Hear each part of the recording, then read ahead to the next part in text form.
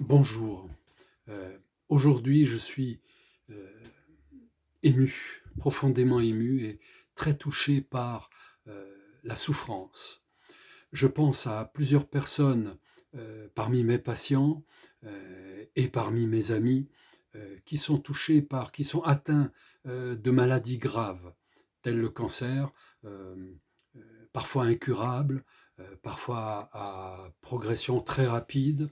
Euh, ces maladies, ces situations où on fait ce qu'on peut, on essaye de se battre, mais à un moment donné, nous arrivons au bout de ce que nous pouvons faire. Voilà, alors on va se poser la question, quel est le sens? Quel est le sens? C'est la question fondamentale.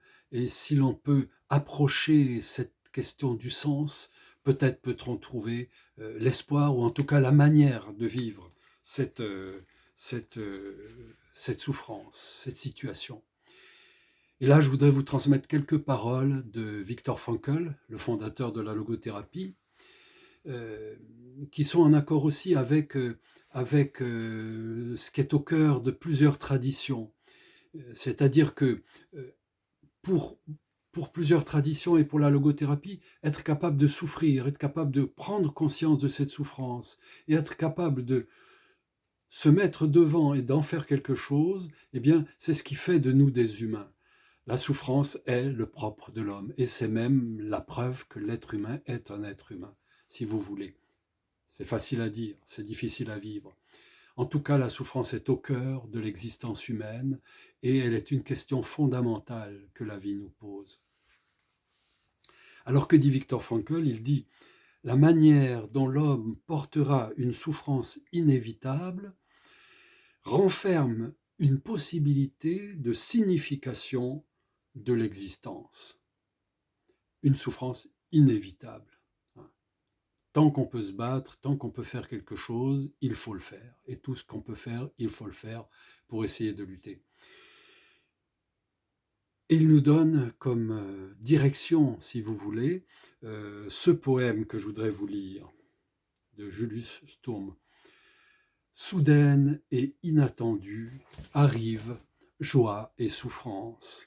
Et avant que tu n'aies réalisé, l'une et l'autre te quittent pour s'en aller dire au Seigneur comment tu les as portés. Ce qu'il dit, c'est que ce qui compte, c'est pas tellement ce que nous faisons, mais c'est la façon de porter sa destinée. Dès lors qu'on ne peut plus la prendre en main, et nous pouvons seulement décider, choisir de prendre sur soi sa propre souffrance. En d'autres termes, lorsque toute action susceptible de façonner la destinée est devenue impossible, il faut alors adapter l'attitude qui convient face à la destinée qui s'impose.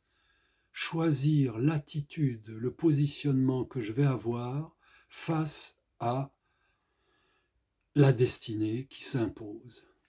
C'est la dernière dignité de l'être humain. Il évoque une citation de Goethe qui dit « Il n'existe pas de situation que nous ne puissions anoblir, soit en agissant, soit en acceptant. »